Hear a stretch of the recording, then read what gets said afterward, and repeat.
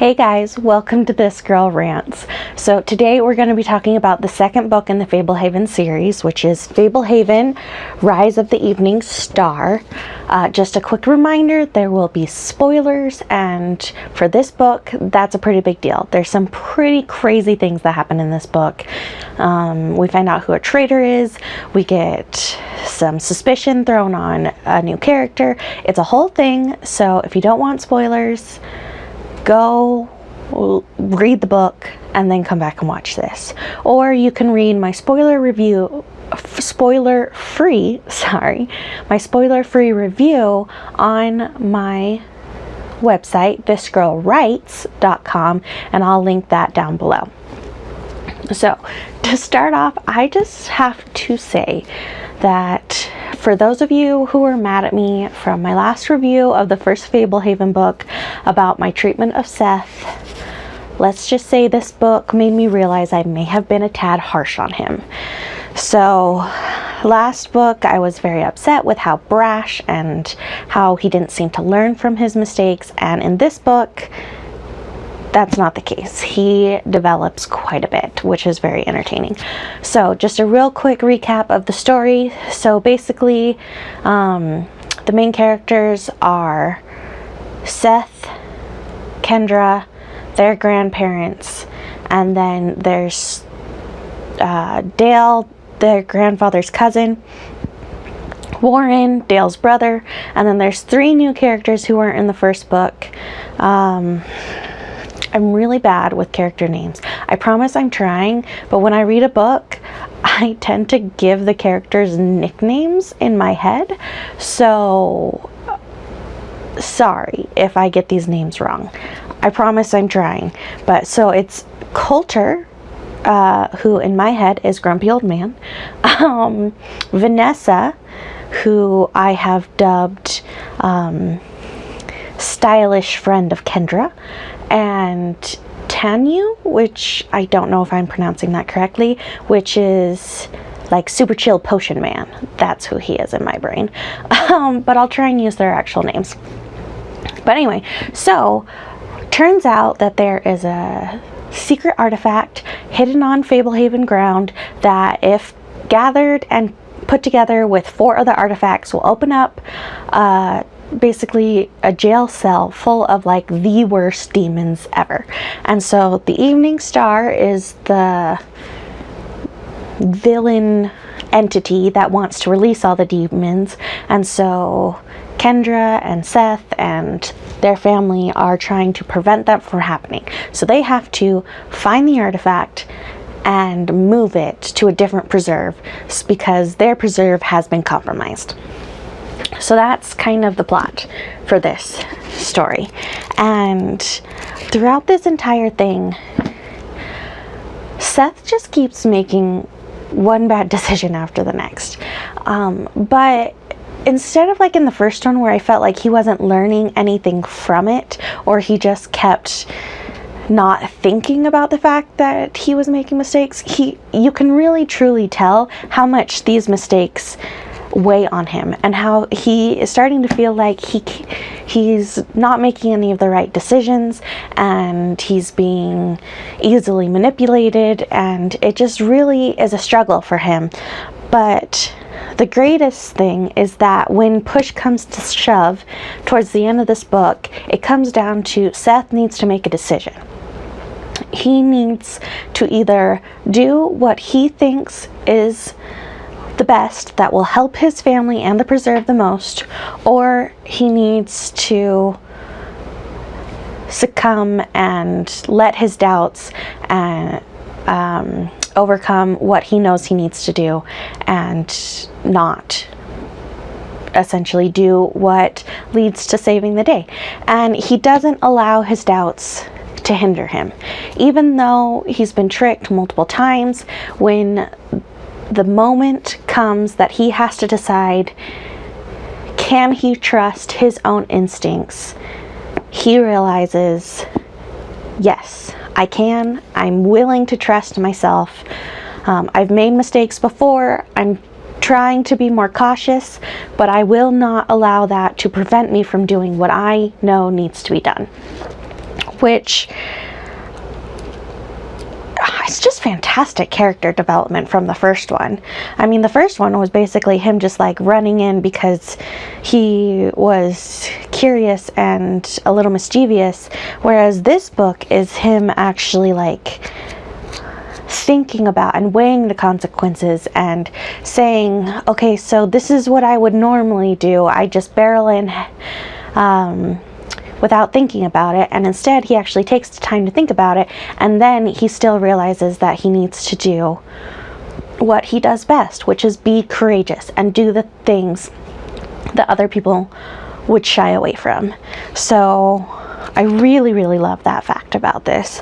Also, I love the fact that we find out that Kendra is very kind and not very struck. So if I'm understanding the differences, very struck will kind of fade with time, whereas very kind, she has been changed forever. So she will never need to drink milk again. She will always be able to understand the language of like the fairies and the goblins and that sort of thing. She'll be able to see in the dark, which I'm just really excited to see what else we learn about being very kind. Like, what else can she do? How will that help or even hinder? How much of a target will she now become because she is very kind? So that's super exciting. But the part that threw me for a loop, I did not see this coming, and I personally think that it's great that I wasn't able to see it coming, and maybe I just thought about it too hard. But so they set it up that there is a traitor amongst the characters. So someone is betraying Fablehaven, and so the book heavily implies that it is either Coulter, Vanessa, or Tanya.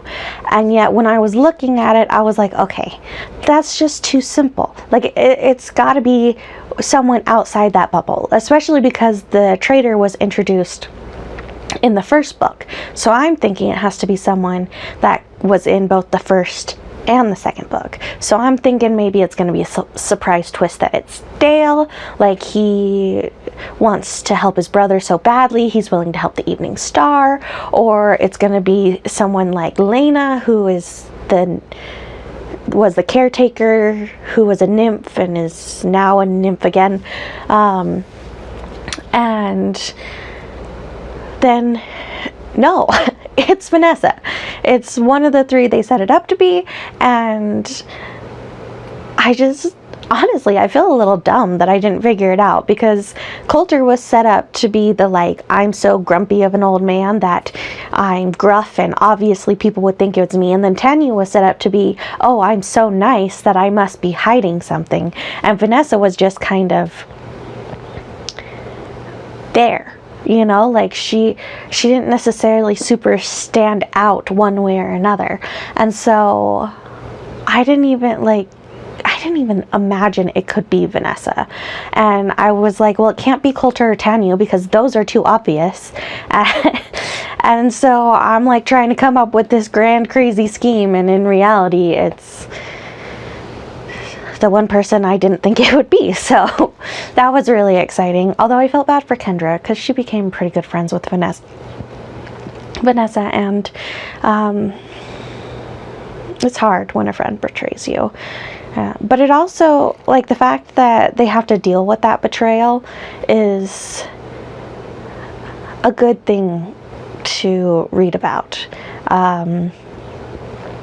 Not everyone will betray you in such an extreme manner, but there will be people that you think are your close friends in life that end up not actually caring for your well-being as much as you thought they did.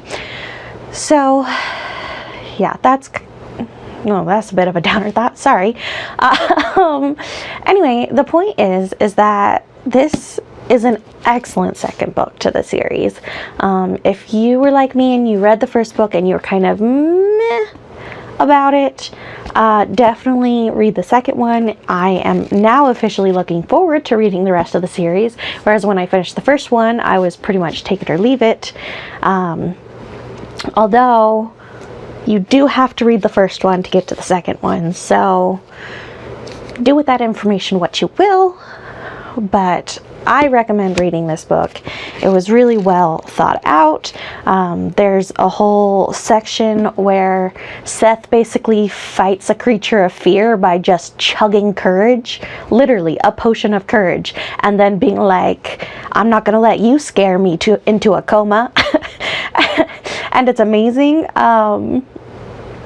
There's just so many little details that work perfectly together to make the story flow cohesively without it being too much of a deus ex machina, or like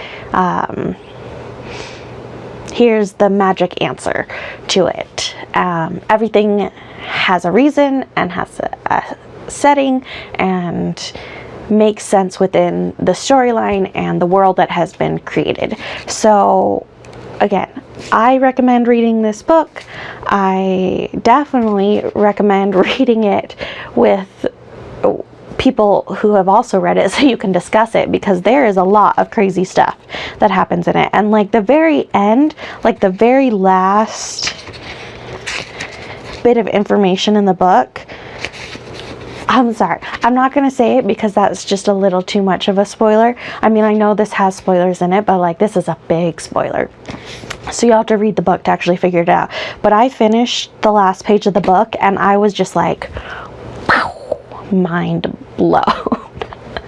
I really, really liked how it ended. So thank you so much for listening to me rant about Fablehaven, Rise of the Evening Star. And again, check out my website that's linked down below. And I hope you have a great day. Bye!